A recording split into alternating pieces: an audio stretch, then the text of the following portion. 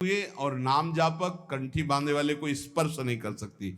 वायु और अग्नि, इस तत्व का उनके अंदर विशेष प्रवेश रहता है, और आकाश तत्व, उनमें जल और पृथ्वी तत्व का, इसलिए जैसे देवता कोई रूप धारण कर सकता है, अंतर ध्यान कर सकता है, ऐसे उनमें शक्ति होती है, पर वो किसी को स्पर्श नहीं कर सकते। वो स्पर्श उसी को करते हैं जो बिल्कुल उनकी कैटेगरी के होते हैं। वैसे ही पापाचरण करने वाले, वैसे ही अब उनको पानी तो मिलेगा नहीं, तो किसी के ऊपर आवेश करके वो ऐसे पानी आदि पीने के लिए, या उसको ऐसे थोड़ी होते कि भगत के ऊपर भूत आ जाए। कभी आज सुना है आपने कंठी बांधे तिलक लगाए नाम जापक, कभी कहीं सुना है? मुझे तो आज तक ऐसा प्रमाण नहीं मिला कि कोई सी भगत के ऊपर आए हो। देखा है क्या कभी कोई? हाँ, नाटक ही करता हो भक्ति का तो बात अलग है कि वो, नहीं तो भक्त के ऊपर भूत कहां आएगा? पंचमहाभूतों का प्रभाव नहीं रहता, एक भूत क्या कर लेगा? इसलिए नाम जो, डरना मत। तो या करे समस्त भूतों के प्रति अपने समान बर्ताव करता हो। भूत से नहीं मतलब प्राणियों से मतलब, सब भूत ही है जो भजन न करे। कोई डर तुम्हारे अंदर नहीं रहेगा यदि नाम रूपी अंगरक्षक हमारे पास है। हर समय नाम। बचपन में जब थे तो एक दो गली ऐसी पड़ती थी, जैसे अब जानवर जहां बंधते वहां जाना है, या घर वहां से घर जाना है, तो अंधेरा पड़ता था, गांव में बिजली होती नहीं थी।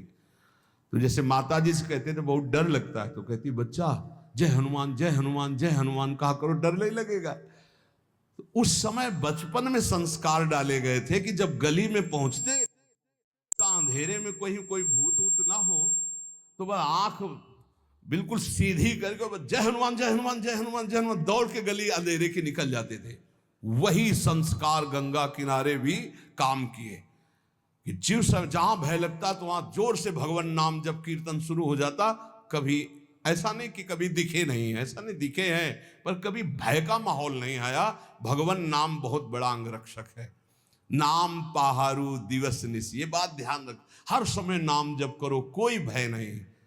और भय है, अगर नाम जप नहीं किए तो भय ही भय है, और नाम जप चल रहा तो कोई भय नहीं। ये पक्का समझना, कभी कोई प्रेत आत्मा किसी भी भजन करने वाले का स्पर्श नहीं कर सकती, इतनी बड़ी ताकत नहीं। तो आपके गले में कंठी बंधी है, इसलिए कहते तुलसी जी की कंठी रखो। नाम जप चल रहा है, कभी कोई ब्रह्म राक्षस भूत प्रेत पिशाच अग्नि बैताल काल मारी मर कोई भी नहीं स्पर्श कर सकता। जिते विनायक शुभ अशुभ विघ्न करे नहीं कोई। एक बार थोड़ा डरे थे, कमंडल उठा करके शौच जा रहे थे। अब शौच जाने का यही समय होता, 2-3, ये तो शौचालय तो कुछ वर्षों से बने नहीं थे ही नहीं, गांव के बाहर ऐसे जंगलों में ही जाया जाता था।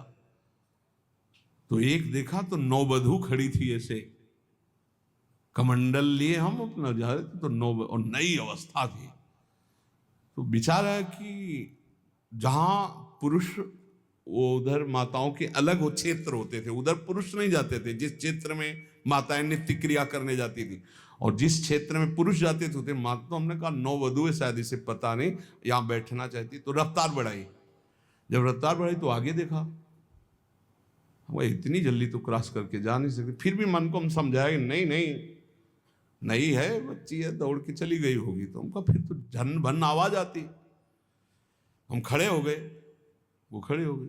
हमका शायद यहाँ सोच होना चाहती होगी। तो आगे बढ़े तो वो बढ़ने लगे। वह गांव तो बहुत दूर छूट गया, और ये बार बार आगे पीछे। वह कौन हो? तो ना हमारी तरफ देखना ना, बस फिर घूंघट काट के से, अरे हमका मामला गड़बड़ है। कमंडल का पानी ढरकाया समीर अपना नाम जप करते हुए। वहां कुछ नहीं था, लौट के देखा कुछ नहीं, थोड़ी देर में लौट के कुछ नहीं। देखो नाम चल रहा है तो ये अनुभव करो, कोई डर नहीं तुम्हें छुएगा। इसलिए हर समय डर